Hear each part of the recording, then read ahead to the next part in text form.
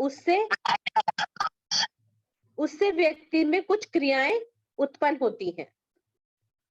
अभिप्रेरक व्यवहार व्यक्ति की एक आंतरिक अवस्था है। यह आंतरिक अवस्था को कहा जाता है जिससे व्यक्ति के अंदर क्रियाएं उत्पन्न होती हैं।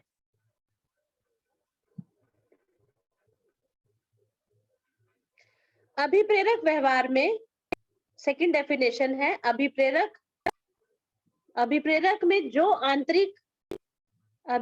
में जो क्रियाएं उत्पन्न होती हैं, आंतरिक नहीं लिखेंगे, अभिप्रेरक में जो क्रियाएं उत्पन्न होती हैं वो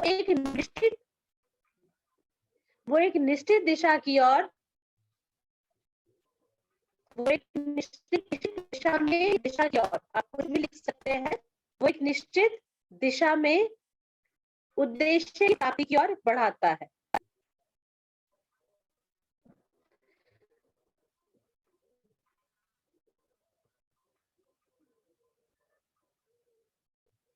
अभिप्रेरक व्यवहार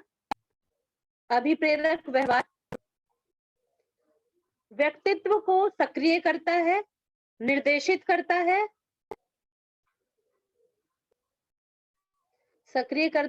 और निर्देशित करता है। अब मोटिव बिहेवियर को हम समझेंगे। मुझे लग रहा है आवाज अभी भी ब्रेक हो रही है ना, क्योंकि मुझे बीच में ब्रेक हो रही है, फिर से ठीक हो रही है। ठीक है, अगर आपको बहुत प्रॉब्लम हो रही है तो हम दूसरा टाइम भी रख सकते हैं क्लास का। ये ठीक है?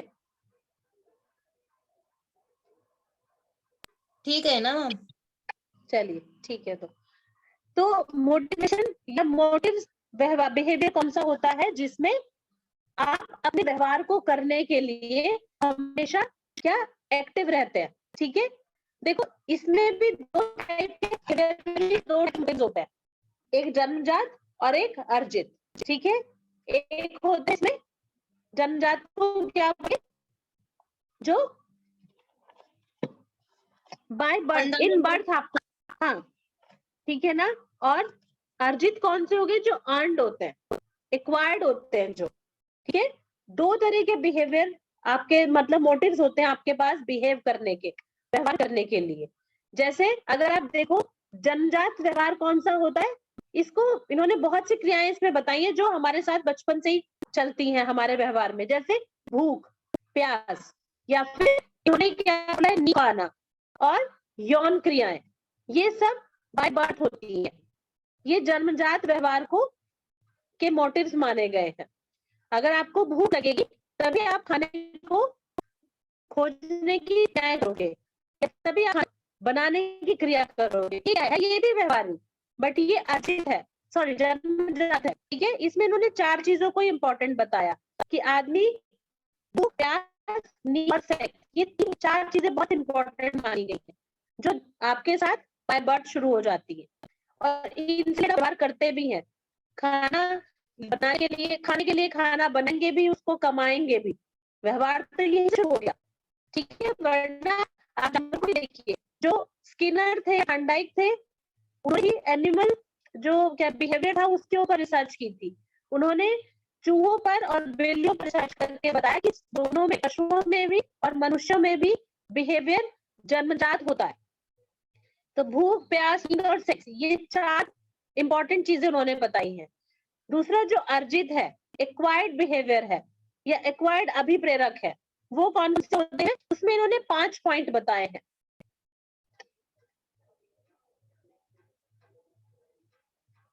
जो 5 मोटिव्स हैं वो कौन कौन से हैं, सबसे पहले आप देखेंगे इसमें, एक सेकंड, मुझे आवाज की टेंशन हो रही है, बीच बीच में कट ना जाए, फिर से प्रॉब्लम हो जाएगी फिर।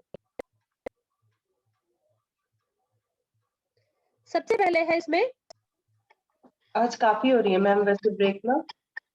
हाँ मुझे लग रहा है, क्योंकि मुझे स्क्रीन पे दिख रहा है, जो पिक्चर है वो भी थोड़ा डिस्टर्ब लग रही है। सबसे पहले जो अर्जित होते हैं, एक्वायर्ड जो बिहेवियर है या मोटिव्स होते हैं, वो कौन कौन से हैं, नीड ऑफ अचीवमेंट। सबसे पहला मोटिव होता है आपके व्यवहार को करने का या बनाने का, नीड फॉर अचीवमेंट। उपलब्धि की आवश्यकता। सेकंड है नीड फॉर एफिलिएशन, संबंधन की आवश्यकता। थर्ड है need for power and status. और फोर्थ है इसमें need for aggressiveness.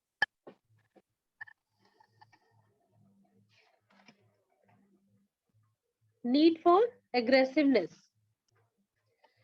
Fifth point है approval motive. Approval motive need, अनुमोदन आवश्यकता।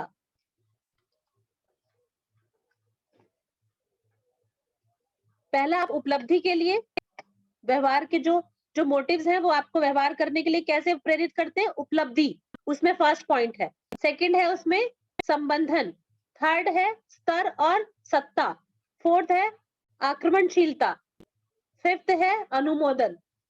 ठीक है।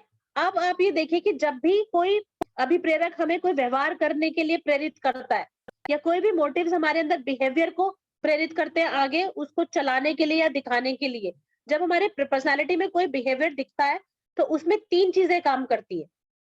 हम जब किसी से व्यवहार करते हैं तो तीन चीजें बहुत जरूरी होती है। एक नीड, दूसरा ड्राइव और थर्ड है इंसेंटिव। नीड, ड्राइव और इंसेंटिव, इन तीनों के बीच में ही आदमी घूमता रहता है।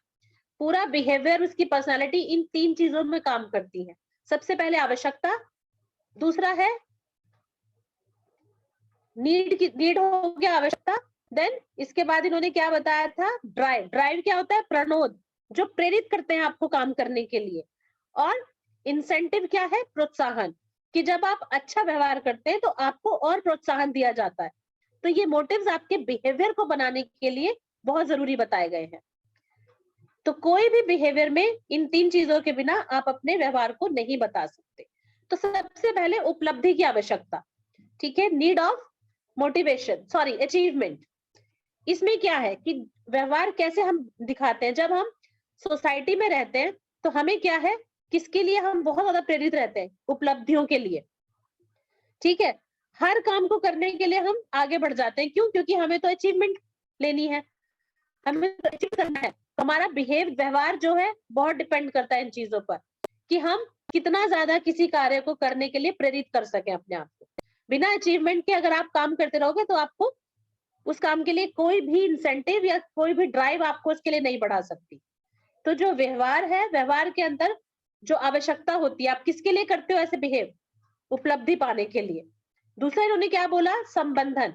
अगर आप देखो कि जो बच्चा जॉइंट फैमिली में पला बड़ा होता है ना, उसका व्यवहार और जो न्यूक्लियर फैमिलीज में होते हैं उनके व्यवहार में बहुत अंतर होता है। जॉइंट फैमिली का बच्चा क्या है, वो सबके साथ घुलता मिलता है, वो बहुत सोशल होता है। ठीक है, जैसे अभी हम इंट्रोवर्ट और एक्सट्रोवर्ट की बात कर रहे थे। ठीक है, तो इन्होंने क्या कहा, संबंधन। हर इंसान को ग्रुप पसंद है। इवन पशुओं के लिए भी साइकोलॉजिस्ट ने बोला है कि उन्हें भी संबंधन की बहुत जरूरत होती है। समाज में आप अकेले नहीं रह सकते। तो एक व्यवहार वो होता है जो सोसाइटी के लिए हमें करना होता है। ठीक है, कुछ अभिप्रेरक मोटिव्स जो हमें सोसाइटी के लिए व्यवहार पूरक जो हमारे अंदर गुण डालते हैं, उसमें संबंधन एक बहुत इंपॉर्टेंट कारक बताया है। क्यों? क्योंकि अगर आप किसी के साथ रिलेशन रखोगे ही नहीं, किसी से कोई मतलब ही नहीं रखोगे, तो आपके लिए अकेले जीवन जीना बहुत कठिन है। तो ये एक सिस्टमैटिक बिहेवियर को बताया गया है, जो व्यवस्थित है, जो नियम कानून के अंदर आप जो सोसाइटी में रहकर करते हो। थर्ड है इसमें थर्ड कौन सा बताया था मैंने, सत्ता की आवश्यकता, need for power and status. हमारे व्यवहार में एक नॉमिनेटिंग नेचर भी होती है हर इंसान के अंतर्गत। हर इंसान के अंदर एक डोमिनेटिंग पावर भी होती है, दूसरों को या तो प्रेम से उससे काम निकलवाना, और या फिर बहुत ज्यादा गुस्से या फिर उसके ऊपर अपनी पावर को गलत इस्तेमाल से उसको मजबूर करके काम करवाना। ठीक है, तो ये व्यवहार कैसा है कि आपकी सत्ता और आपका स्तर हमेशा बना रहे। फैमिलीज में भी देख सकते हैं, जो व्यवहार है उस कौन सा अभिप्रेरक उसमें काम करता है, उसमें हमेशा क्या चीज होती है कि आपके अंदर एक कमांडिंग पावर होती है। कुछ लोग आपकी हर बात को सुनते हैं, जैसे घर में बड़े भाई होते हैं, पेरेंट्स होते हैं, या हमारे पेरेंट्स के भी पेरेंट्स होते हैं। उनके अगेंस्ट जाके या उनके खिलाफ जाके हम काम नहीं कर सकते। हर चीज की हमें परमिशन लेनी होती है। क्यों? क्योंकि पूरी सत्ता और घर की पूरी कमांड उनके हाथ में होती है। तो ये वो वाला व्यवहार है, ये वो वाले अभिप्रेरक है जो आपको कमांड और सत्ता का आपके अंदर भाव डाल देते हैं। तीसरा है, चौथा इसमें आक्रामणशीलता की आवश्यकता, नीड ऑफ एग्रेसिवनेस। ये किस टाइप का मोटिव है जो आपको किस टाइप का व्यवहार करने के लिए अभिप्रेरित करता है? ये वो मोटिव है कि जैसे आप बहुत सरल और सहज पर्सनालिटी है, किसी के साथ आप कोई गलत व्यवहार नहीं करते, लेकिन सामने वाला आपके साथ बहुत गलत व्यवहार कर रहा है, ठीक है, आपको इंसल्ट करता है, तो आप कितनी बार उसको बर्दाश्त करेंगे? एक बार बर्दाश्त करेंगे, 2 बार बर्दाश्त करेंगे, फिर आप फाइनली एक डिसीजन ले लेते हैं कि बहुत हो चुका है, अब हम इसे और ज्यादा नहीं बर्दाश्त कर सकते। तो जो आपके अंदर ये आक्रामकता आती है, ये वाले मोटिव के थ्रू आती है कि आप अपने व्यवहार को थोड़ा और आक्रामक बना लेते हैं कि आपका कोई गलत आपके साथ व्यवहार ना करे या आपको कोई नीचा ना दिखाए। तो ये अभिप्रेरक कौन से हैं? नीड फॉर, कौन सा अभिप्रेरक है ये? Need for aggressiveness. Yes. Next है अनुमोदन की आवश्यकता, अप्रूवल मोटिव। ये कैसे होते हैं? जिनमें सुपीरियरिटी कॉम्प्लेक्स बहुत होता है, ये वो वाली पर्सनालिटीज होती है, उन्हें हर चीज में अपना अप्रूवल जरूरी चाहिए होता है अपने लिए, कि वो हर काम को कर सकते हैं, हर चीज में परफेक्ट है, ये वो वाली पर्सनालिटी होती है, ठीक है।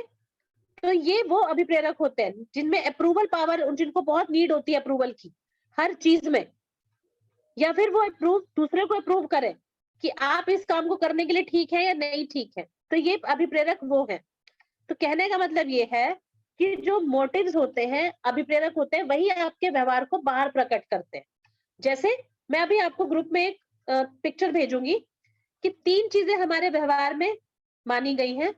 सबसे पहले थॉट्स, जैसे थॉट आएंगे वैसे हमारे अंदर संवेग पैदा होगा, इमोशंस आएंगे, जैसे इमोशंस आएंगे वैसा ही हमारा बिहेवियर हो जाएगा, ठीक है। तो बिहेवियर क्या है? आपके संवेग, आपके फीलिंग्स, सेंसेशन, परसेप्शन, आपका लर्निंग, आपकी मेमोरी, आपकी थिंकिंग और आपके क्या कहते हैं, जो किसी के लिए आपका जो संवेग, हम 2 तरह से ले सकते हैं, एक फीलिंग को भी बोलेंगे, भावनाओं को, और संवेग हो गए इमोशंस। दोनों चीजें इंग्लिश में एक ही वर्ड है, भावनाओं को और संवेग इमोशंस ही बोले जाएंगे। तो इन सब से मिलके जो आपका व्यवहार बनता है, उसके साथ ये पर्सनालिटीज आपको सोसाइटी में दिखाई देती है। तो ये मोटिव्स हैं जो आपके व्यवहार को प्रेरित करते हैं प्रकट करने के लिए, या आप जिनके थ्रू व्यवहार करते हैं। अगर आपके अंदर मोटिव्स नहीं होंगे, अभिप्रेरक नहीं होंगे, तो आप व्यवहार को नहीं बता सकते।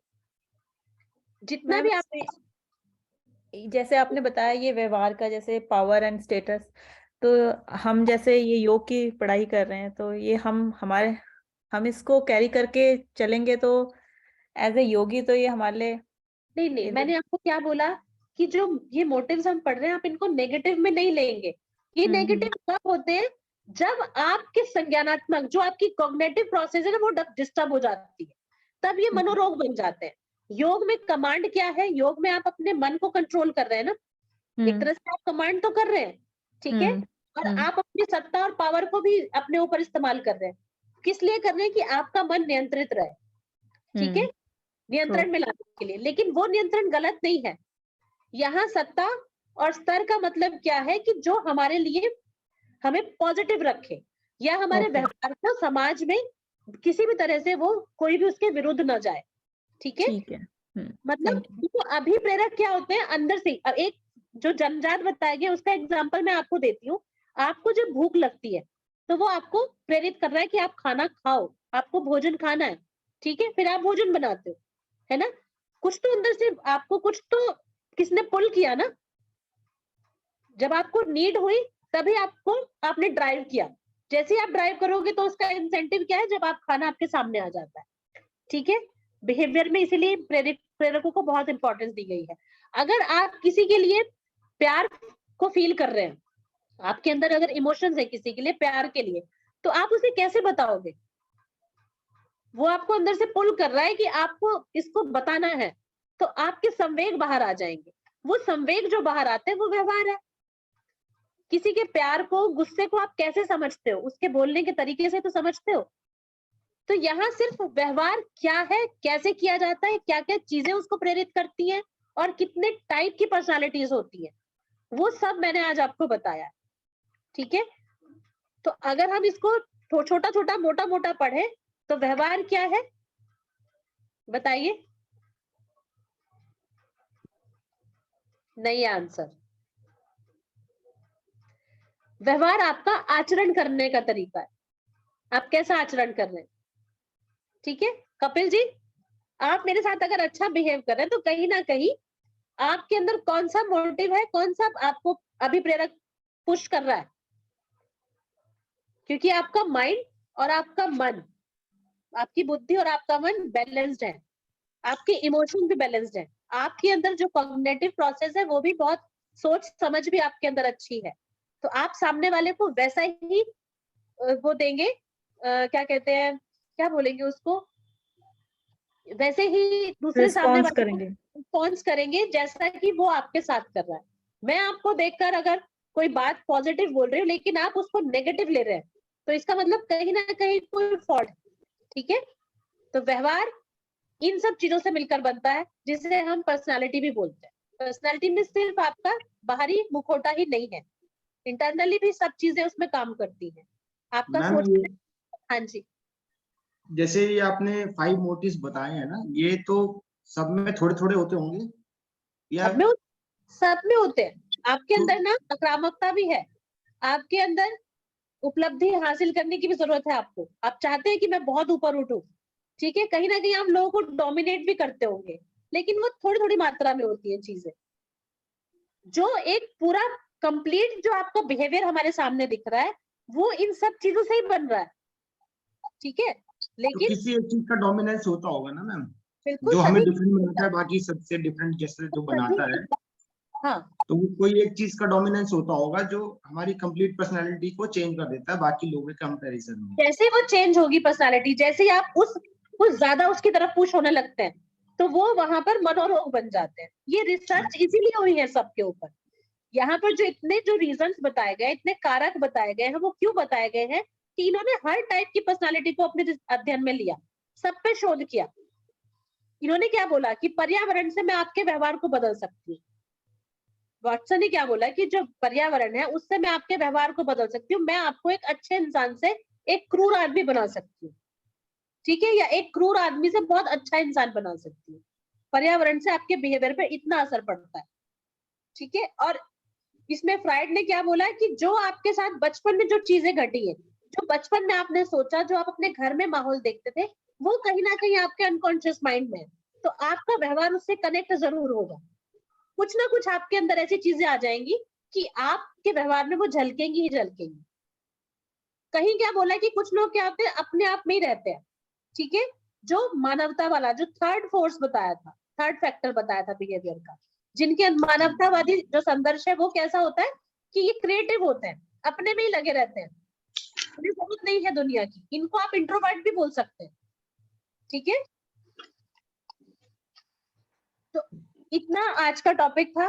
अभी कोई डाउट है तो आप पूछिए।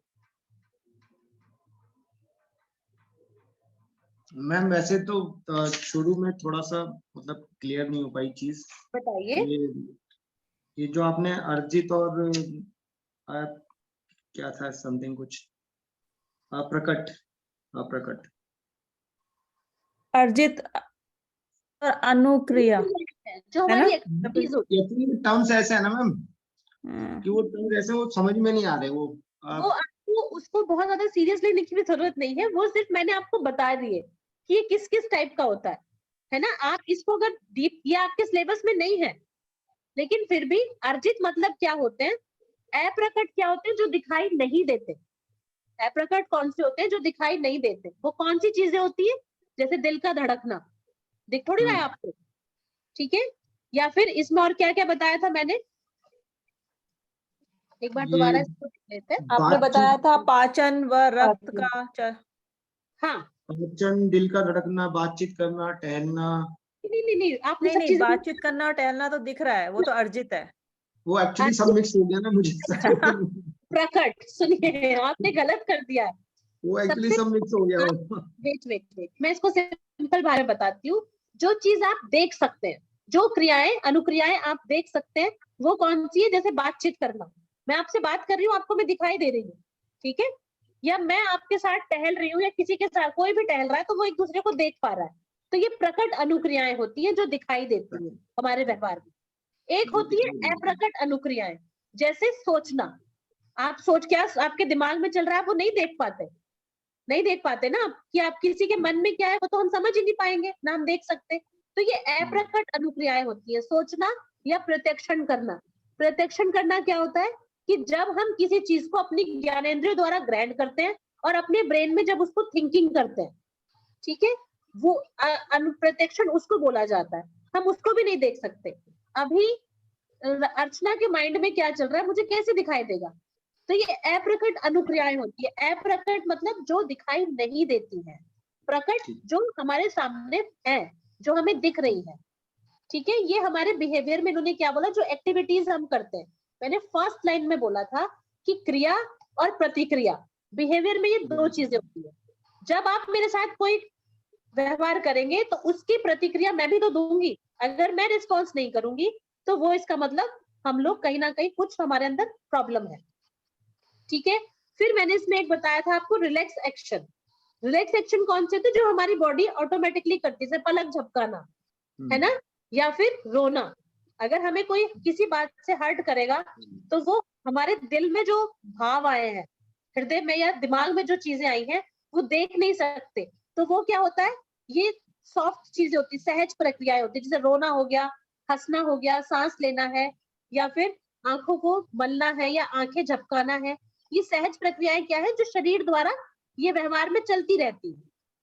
आप क्लास में 1 घंटे से बैठे हैं, आप मुड़ेंगे भी, झुकेंगे भी, पलक भी झपका रहे हैं, आप सांस भी ले रहे हैं, आपका हार्ट बीट भी चल रही है, तो ये सहज प्रक्रियाओं के अंतर्गत आता है, ठीक है। फिर इन्होंने बोला इसमें एक अप्रकट जन्मजात अनुक्रिया। जन्मजात यहाँ पर लग गया। जन्मजात का क्या मतलब होता है? जो आपके साथ जन्म से ही है। जैसे आपका डाइजेस्टिव सिस्टम, आपने ऊपर से खाना तो खा लिया, अंदर वो क्या कर रहा है वो आपको थोड़ी दिखाई दे रहा है, बट है तो ये भी क्रिया ना, बॉडी ये फंक्शन कर रही है ना। तो ये आप इसको ना व्यवहार से मत जोड़िए।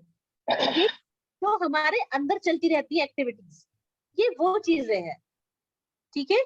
इनके बेस पर आप व्यवहार को बता सकते हैं कि आप बाहर क्या, कैसे उसको संवेग के थ्रू आप बता रहे हैं।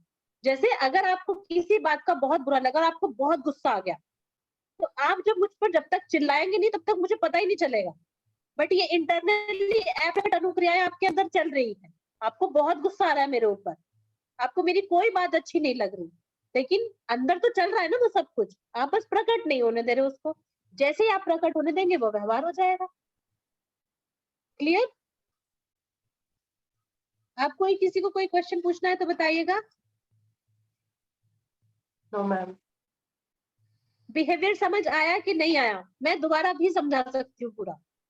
2 बार बोलेंगे, 10 बार बोलेंगे, जितनी बार भी बोलेंगे। मैम समझ आ गया मुझे, अब मुझे तो आ गया। मैम यस, तो ये 4 प्रकार की होंगी क्रियाएं। जैसे शुरू में आपने कहा था एक प्रकट, एक अर्जित अनुक्रिया, एक सहज क्रिया और एक जन्मजात अनुक्रिया। तो और उसी में हम लोग जो है वो अप्रकट और प्रकट को डिवाइड कर लेंगे कि कुछ प्रकट हैं कुछ अप्रकट। बिल्कुल सही। देखो क्या बता रही हूँ मैंने क्या बोला, जो हमारे संवेग है, जो हमारे इमोशंस हैं, ठीक है। संवेग क्या है? प्रकट अनुक्रिया हो गई। इमोशंस क्या हो गए? अप्रकट अनुक्रिया हो गई। फीलिंग्स को आप देख नहीं सकते तो वो अप्रकट अनुक्रिया है, चल तो रही है ना वो अंदर। और संवेग क्या है? जो बाहर आ गए, जो जाहिर हो गए, जिन्हें हमने सामने बता दिया, वो प्रकट हो गई, ठीक है। Okay ma'am, thank you. और बताइएगा,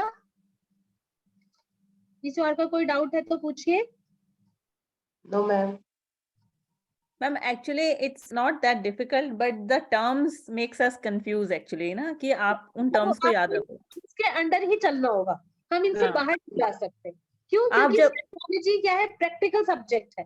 तो आपको सारे साइकोलॉजिस्ट का रिसर्च हुई, उन्होंने क्या क्या नाम दिया, ये सब आपको पता होना चाहिए। व्यवहार को तो मैं आपको योग के थ्रू भी बता दूं कि व्यवहार क्या है। एग्जैक्टली जैसे है आप ना? बोल रहे थे हमें ऐसे बताने के लिए तो हम समझ रहे थे, लेकिन जब हम टर्म्स में जाते हैं तो वो थोड़ा सा कंफ्यूजिंग हो जाता है। बिल्कुल बेसिकली आई terms कैन में अंडरस्टैंड व्हाट बताइए। कपिल जी इज सेइंग, वही मुझे समझ नहीं आ रहा था, तभी मैंने आपसे पूछा कि अच्छा अर्जित देखो, और ये सब कुछ नहीं समझ आ रहा था कि एकदम आप कैसे स्टेप बाय जा रहे हैं। ये एक्टिविटीज है, ये अर्जित, अप्रकट, प्रकट, जन्मजात, ये क्या है? ये क्रियाएं हैं जो अंदर चलती रहती है। जब ये बाहर शो हो गई तो ये बिहेवियर है, ये व्यवहार है।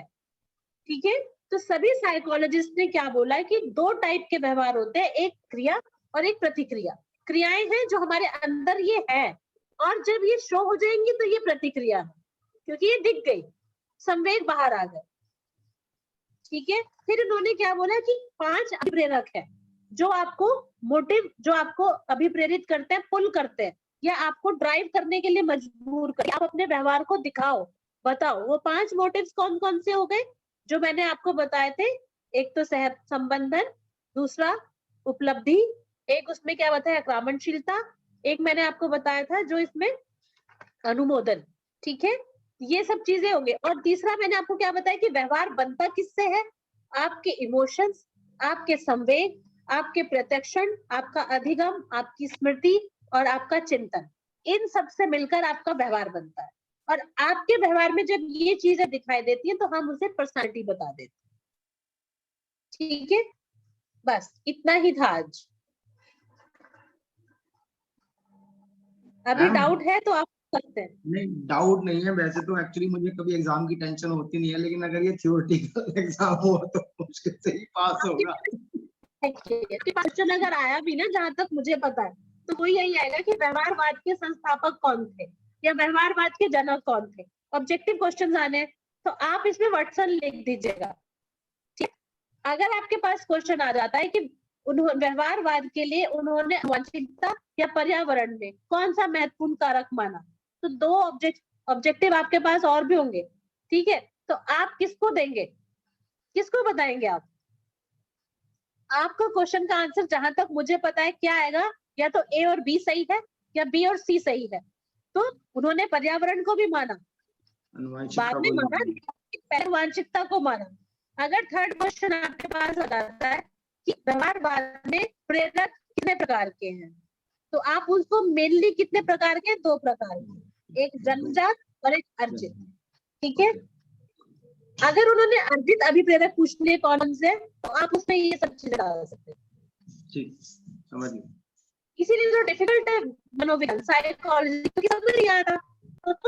पढ़ते रहो पढ़ते रहो पढ़ते रहो, जब पूरा दिन पढ़ोगे तो तुरंत समझ आएगा कि हम किस पर डिस्कस कर रहे हैं। मैम ठीक है, मैम एग्जाम में जी। क्वेश्चन हिंदी में आएंगे इंग्लिश में पेपर? विजय सर ने बताया, विजय ठक्कर सर ने आपको बताया मेरे को, तो वैसे जहाँ तक मुझे पता है कि दोनों ही लैंग्वेज में होते हैं, इंग्लिश में भी होते हैं और हिंदी भी होती है शायद नीचे, क्योंकि मैंने अभी तक एग्जाम पेपर देखा नहीं है, क्वेश्चन पेपर। Okay ma'am. ठीक है, लेकिन आप लोगों के लिए अगर हिंदी में आ गया तो बड़ी प्रॉब्लम हो जाएगी श्रद्धा जी। नहीं मैम, मुझे लगता है इंग्लिश में भी होते हैं, ऐसा नहीं है। हाँ, क्योंकि मैंने पहले पेपर इसके नहीं दिए, पर उत्तराखंड ओपन यूनिवर्सिटी के दिए थे, तो उसमें इंग्लिश में भी था। आपने उत्तराखंड ओपन यूनिवर्सिटी से भी किया है? हाँ जी, ओके, तो लेकिन मतलब उसमें इंग्लिश में भी था, और अगर हिंदी में आ गए फिर तो हम फेल ही हैं। नहीं नहीं फिर हम तुक्के मारेंगे। बोलेगा, इसीलिए मैं आपको हिंदी भी पढ़ाती हूँ। ठीक है, क्योंकि आपको ये कानों में चलते रहे ये शब्द। हाँ, देखो, नहीं फिर नहीं, मुझे बिल्कुल ये सही बात है। मत करो कि आप ऐसा लोग नहीं भी है कि बहुत हिंदी नहीं आती है, पर हिंदी के वो जो टफ वर्ड है वो ऐसे आएंगे तो फिर वो नहीं समझ आएगा ना। प्रेरक, अप्रेरक क्या है भाई? हम ये ढूंढने लग जाएंगे। पॉजिटिव सोचेंगे। ठीक है, पॉजिटिव सोचेंगे तो वो पॉजिटिव ही होगा। फिर हाँ मैं जी, हाँ आपको जी, पिक्चर्स भेजती हूँ ग्रुप में, आप देख लीजिएगा उसको। ठीक है, आपको ठीक और है। क्लियर आएगा बिहेवियर। कपिल जी, मुझे लग रहा है अभी भी कुछ डाउट है। नहीं मैम, डाउट नहीं है कुछ। अब मैं थोड़ा थोड़ा समझने की कोशिश कर रहा हूँ। एक्चुअली आपकी 2 क्लासेस और मिस हो गई ना मेरे से, लास्ट वाली। उसमें तो ऐसा कुछ नहीं था, बिहेवियर तो आज ही पढ़ाया मैंने। हाँ, वो तो कंटिन्यूटी बनी रहती है ना, तो थोड़ा लिंक रहता है। हाँ, ये बात भी है, लेकिन अभी मैं आपको पिक्चर्स भेजती हूँ, आपको बहुत चीजें क्लियर हो जाएंगी। ठीक है, ठीक है, चलिए। Thank you ma'am. Thank you ma'am. धन्यवाद ma'am. Thank you ma'am. Thank you ma'am. Thank you ma'am.